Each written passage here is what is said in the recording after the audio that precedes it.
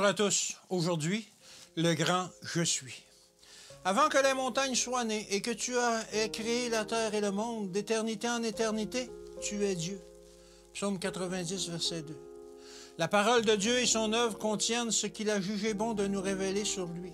Nous sommes ainsi à même de comprendre la révélation qu'il nous a donnée de lui-même. Mais nous devons aborder l'étude de ce sujet avec crainte et tremblement, en toute conscience de notre état de pécheur. Non pas avec le désir d'expliquer Dieu, mais dans celui de mieux le connaître pour être à même de le servir d'une façon acceptable. Que Dieu ne s'aventure à vouloir expliquer Dieu, que personne ne s'aventure à vouloir expliquer Dieu. Les hommes ne peuvent s'expliquer eux-mêmes. Comment oseraient-ils s'aventurer à expliquer Dieu, omniscient? J'ai un message pour les curieux. Dieu m'a ordonné de ne formuler aucune réponse aux questions de ceux qui veulent s'enquérir des choses non révélées. Les choses révélées sont à nous et à nos enfants. Les hommes ne doivent pas chercher à aller plus loin. Nous ne devons pas chercher à expliquer ce que Dieu n'a pas révélé. Nous devons étudier la révélation que le Christ, le grand maître, a donnée du caractère de Dieu, afin que dans notre esprit, nos actions et nos paroles, nous puissions le représenter devant ceux qui ne le connaissent pas.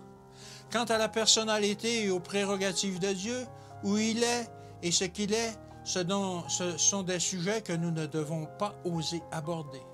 Là, le silence est éloquent. Seuls ceux qui n'ont pas une connaissance expérimentale de Dieu s'aventurent à spéculer à son sujet. S'ils le connaissaient mieux, ils auraient moins à dire sur lui.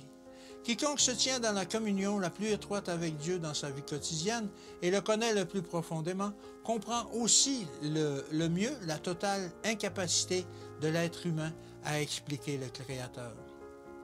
Dieu a toujours été, il est le grand « Je suis », il est infini et omniprésent. Aucun de nos mots ne peut traduire sa grandeur et sa majesté. Le seul enseignement sur Dieu que l'homme peut suivre en toute sécurité est celui de la Bible. Nous devons régler notre foi sur un clair « Ainsi parle l'Éternel ». La connaissance de lui-même que Dieu désire que nous retirions de sa parole rendra les hommes et les femmes forts pour résister au mal et les préparera à représenter le Seigneur si cette étude est poursuivie quotidiennement.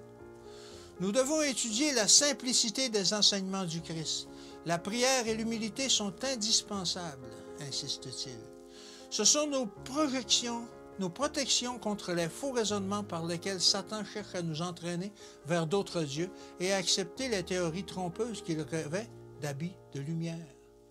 Que Dieu vous bénisse et qu'il vous garde aujourd'hui. Et à demain.